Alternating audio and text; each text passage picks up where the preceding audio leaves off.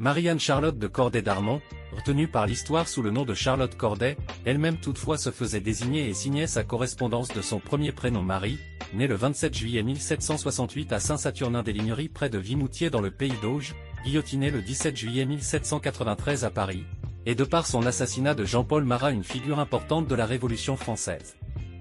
Fille de Jacques-François de Corday d'Armont, gentilhomme normand, ancien lieutenant aux armées du roi, devenu laboureur et de Charlotte-Marie-Jacqueline de Gauthier des Ossieux de Mesnival, Charlotte Corday est la descendante directe de Pierre Corneille, et non sa petite-nièce, comme on le lit souvent, elle comptait Corneille parmi ses quadrailleupins. Sa famille, noble mais désargentée, vivait tout entassée dans une petite maison près de Vimoutiers. Ils eurent 5 enfants dont 4 survécurent. Le décès de sa mère en avril 1782 força M de Corday à se séparer de ses 4 enfants. À la mort de sa mère, Charlotte Corday est âgée de 13 ans, elle devient avec sa cadette, pensionnaire de l'abbaye aux Dames à Caen, où elle restera jusqu'en 1790. Plus tard elle deviendra la secrétaire de la dernière abbesse, Madame de Pontécoulant, qui est une parente. Elle en aura 19 au moment de la suppression des monastères par le décret du 13 décembre 1790. Sa vieille tante, Madame de Bretteville, l'a recueillie dans sa maison de Caen. Charlotte penchait pour les idées nouvelles. C'était le temps où les Girondins luttaient contre leurs ennemis à la Convention, c'était le temps où le Jacobin Jean-Paul Marat, représentant pour elle la tyrannie, triomphait à Paris. Les Girondins proscrits et fugitifs s'étaient réfugiés dans le Calvados. Ils y tenaient des assemblées et Charlotte Corday assista plusieurs fois à ces séances. C'est ainsi qu'elle côtoya Buzot, Salles, Pétion, Valazé, Kervélégan, Molvaux, Barbaroux, Louvet, Girouste, Bergoing, Le Sage, Duchastel, Henri Larivière. Le 9 juillet 1793, elle quitta Caen pour Paris où elle descendit à l'hôtel de la Providence, le 11 juillet à midi.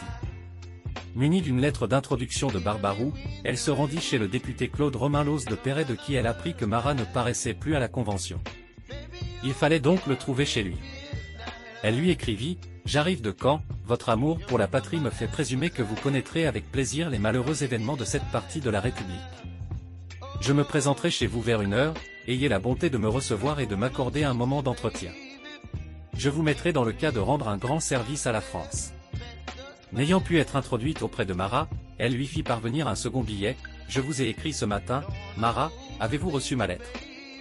Je ne puis le croire, puisqu'on me refuse votre porte. J'espère que demain vous m'accorderez une entrevue. Je vous le répète, j'arrive de Caen, j'ai à vous révéler les secrets les plus importants pour le salut de la République. D'ailleurs je suis persécutée pour la cause de la liberté. Je suis malheureuse, il suffit que je le sois pour avoir droit à votre patriotisme. » Sans attendre la réponse, Charlotte Corday sortit de sa chambre à 19h et se rendit au 18 de la rue des Cordeliers. Alphonse de Lamartine, dans son Histoire des Girondins, T2. Livre 44, Paris, Ratier, pp. 102, écrit, elle descendit de voiture du côté opposé de la rue, en face de la demeure de Marat. Le jour commençait à baisser, surtout dans ce quartier assombri par des maisons hautes et par des rues étroites. La portière refusa d'abord de laisser pénétrer la jeune inconnue dans la cour. Celle-ci insista néanmoins et franchit quelques degrés de l'escalier, rappelée en vain par la voix de la concierge. À ce bruit, la maîtresse de Marat entr'ouvrit la porte, et refusa l'entrée de l'appartement à l'étrangère. La sourde altercation entre ces femmes, dont l'une suppliait qu'on la laissât parler à l'ami du peuple, dont l'autre s'obstinait à barrer la porte, arriva jusqu'aux oreilles de Marat. Il comprit, à ces explications entrecoupées, que la visiteuse était l'étrangère dont il avait reçu 2 lettres dans la journée. D'une voix impérative et forte, il ordonna qu'on la laissât pénétrer. Soit jalousie, soit défiance, Albertine obéit avec répugnance et en grondant. Elle introduisit la jeune fille dans la petite pièce où se tenait Marat, et laissa, en se retirant, la porte du corridor entr'ouverte, pour entendre le moindre mot ou le moindre mouvement du malade. Cette pièce était faiblement éclairée. Marat était dans son bain. Dans ce repos forcé de son corps, il ne laissait pas reposer son âme. Une planche mal rabotée, posée sur la baignoire, était couverte de papiers, de lettres ouvertes et de feuilles commanditées. Charlotte évita d'arrêter son regard sur lui, de peur de trahir l'horreur de son âme à cet aspect. Debout, les yeux baissés, les mains pendantes auprès de la baignoire, elle attend que Marat l'interroge sur la situation de la Normandie. Elle répond brièvement, en donnant à ses réponses le sens et la couleur propre à flatter les dispositions présumées du démagogue. Il lui demande ensuite les noms des députés réfugiés à Caen. Elle les lui dicte. Il les note, puis, quand il a fini d'écrire ces noms, c'est bien, dit-il de l'accent d'un homme sûr de sa vengeance, avant 8 jours ils iront tous à la guillotine. À ces mots, comme si l'âme de Charlotte eût attendu un dernier forfait pour se résoudre à frapper le coup, elle tire de son sein le couteau et le plonge, avec une force surnaturelle, jusqu'au manche dans le cœur de Marat. Charlotte retire du même mouvement le couteau ensanglanté du corps de la victime et le laisse glisser à ses pieds. « À moi, ma chère amie. À moi !» s'écrie Marat, et il expire sous le coup. Charlotte Corday est arrêtée par Simone Évrard, la conjointe de Marat, et ses gens de maison. Charlotte Corday, protégée contre la foule, fut transportée à l'abbaye, prison la plus voisine de la maison de Marat, pour fouilles et interrogatoires. On y trouva, entre autres, sous le vêtement, une feuille de papier pliée en 8, sur laquelle était écrit « Adresse aux Français amis des lois et de la paix ». Jusqu'à quand, ou malheureux Français, vous plairez-vous dans le trouble et dans les divisions? Assez et trop longtemps des factieux, des scélérats, ont mis l'intérêt de leur ambition à la place de l'intérêt général. Pourquoi, victimes de leur fureur, vous anéantir vous-même, pour établir le désir de leur tyrannie sur les ruines de la France? Les factions éclatent de toutes parts, la montagne triomphe par le crime et l'oppression, quelques monstres abreuvés de notre sang conduisent ces détestables complots, nous travaillons à notre propre perte avec plus de zèle et d'énergie que l'on n'en mit jamais à conquérir la liberté. Aux Français, encore un peu de temps, et il ne restera de vous que le souvenir de votre existence. Français. Vous connaissez vos ennemis, levez-vous. Marchez. Que la montagne anéantie ne laisse plus des frères, des amis. J'ignore si le ciel nous réserve un gouvernement républicain, mais il ne peut nous donner un montagnard pour mettre que dans l'excès de ses vengeances, ô France. Ton repos dépend de l'exécution des lois, je n'y porte pas atteinte en tuant Marat, condamné par l'univers, il est hors la loi. Quel tribunal me jugera? Si je suis coupable, Alcide l'était donc lorsqu'il détruisait les monstres. Point. Ô ma patrie, tes infortunes déchirent mon cœur, je ne puis t'offrir que ma vie. Et je rends grâce au ciel de la liberté que j'ai d'en disposer, personne ne perdra par ma mort, je n'imiterai point Paris, le meurtrier de Le Pelletier de Saint-Fargeau, en me tuant. Je veux que mon dernier soupir soit utile à mes concitoyens, que ma tête portée dans Paris soit un signe de ralliement pour tous les amis des lois. Que la montagne chancelante voie sa perte écrite avec mon sang, que je sois leur dernière victime, et que l'univers vengé déclare que j'ai bien mérité de l'humanité. Au reste, si l'on voyait ma conduite d'un autre œil, je m'en inquiète peu, qu'à l'univers surpris cette grande action, soit un objet d'horreur ou d'admiration mon esprit, peu jaloux de vivre en la mémoire, ne considère point le reproche ou la gloire. Toujours indépendante et toujours citoyen, mon devoir me suffit, tout le reste n'est rien, allez, ne songez plus qu'à sortir d'esclavage. Mes parents et mes amis ne doivent point être inquiétés, personne ne savait mes projets. Je joins mon extrait de baptême à cette adresse, pour montrer ce que peut être la plus faible main conduite par un entier dévouement. Si je ne réussis pas dans mon entreprise, Français. Je vous ai montré le chemin, vous connaissez vos ennemis, levez-vous. Marchez. Frappez.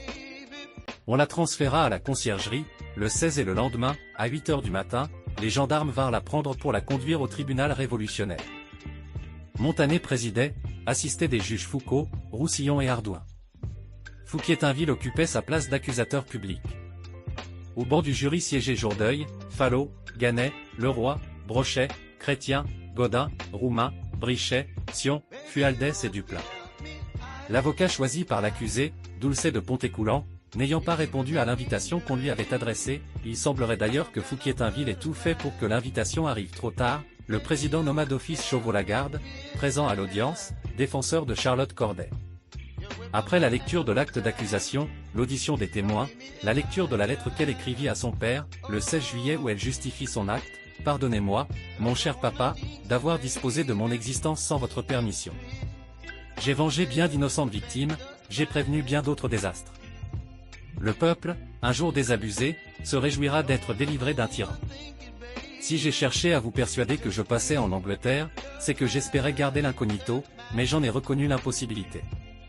J'espère que vous ne serez point tourmenté. En tout cas, je crois que vous auriez des défenseurs à Caen. J'ai pris pour défenseur Gustave Doulcet, un tel attentat ne permet nulle défense, c'est pour la forme. Adieu, mon cher papa, je vous prie de m'oublier, ou plutôt de vous réjouir de mon sort, la cause en est belle. J'embrasse ma sœur que j'aime de tout mon cœur, ainsi que tous mes parents. N'oubliez pas ce vers de Corneille, le crime fait la honte, et non pas l'échafaud. C'est demain à 8 h qu'on me juge. Ce 16 juillet. Après l'intervention de Chauveau-Lagarde, son défenseur, le jury reconnut que l'accusé avait commis l'assassinat, avec des intentions criminelles et préméditées. Le tribunal condamna Charlotte Corday à la peine de mort et ordonna qu'elle serait conduite au lieu de l'exécution revêtue d'une chemise rouge réservée aux parricides. Le récit de son exécution figure dans les mémoires, écrites par son petit-fils, de Samson, le bourreau chargé d'y procéder. Il raconte. Le mercredi 17, à 10 h du matin, j'allais demander l'ordre au citoyen Fouquier. Le citoyen Fouquier était en séance, il me fit répondre que j'eusse à attendre et à ne pas m'éloigner. Je redescendis et j'allais prendre une bouchée chez le citoyen Fournier. Vers 1 h de l'après-midi, un citoyen qui descendait du tribunal nous dit que la fille était condamnée. Je montai alors et je me trouvais dans la chambre des témoins lorsque le citoyen Fouquier la traversa avec le citoyen Montanet. Il ne me vit pas, parce qu'il disputait fort vivement avec ledit Montanet, qu'il accusait d'avoir été favorable à l'accusé. Ils restèrent plus d'1 heure enfermés dans le cabinet. En sortant, le citoyen Fouquier m'aperçut et me dit avec colère, « Tu es encore là ». Je lui observai que je n'avais pas eu d'ordre. Le citoyen Fabricius entra avec la minute et la copie du jugement qui fut signée, et nous descendîmes à la conciergerie. Je parlai au citoyen Richard, et en lui parlant je vis la citoyenne son épouse, qui était toute pâle et comme tremblante. Je lui demandai si elle était malade. Elle me dit, « Attendez au tantôt, et peut-être le cœur vous défaillira-t-il plus qu'à moi. » Le citoyen Richard nous conduisit à la chambre de la condamnée. Les citoyens Firas et Monet, huissiers du tribunal, entrèrent les premiers, je demeurai sur la porte. Il y avait dans la chambre de la condamnée 2 personnes, un gendarme et un citoyen qui prenaient son portrait. Elle était assise sur une chaise et écrivait sur le dos d'un livre. Elle ne regarda point les huissiers mais moi, et me fit signe d'attendre. Lorsqu'elle eut fini, les citoyens Firas et Monet commencèrent la lecture du jugement et, pendant ce temps-là, la citoyenne Corday plia le papier qu'elle avait écrit dans la forme de lettre et la remit au citoyen Monet en le priant de la faire venir au citoyen député Pontécoulant. Alors elle a amené sa chaise au milieu de la chambre, s'étant assise, elle enleva son bonnet, dénoua ses cheveux couleur châtain clair, qui étaient fort longs et fort beaux, et elle me fit signe de les couper. Depuis M de la Barre, je n'avais pas rencontré tant de courage pour mourir. Nous étions là 6 ou 7 citoyens dont le métier n'est pas fait pour attendrir beaucoup, elle paraissait moins émue que nous tous et ses lèvres même n'avaient pas perdu leur couleur. Lorsque ses cheveux furent tombés, elle en donna une partie au citoyen peintre qui l'avait dessiné et remit le reste au citoyen Richard pour son épouse. Je lui donnai la chemise rouge qu'elle passa et arrangea elle-même. La suite demain dans un nouveau poste.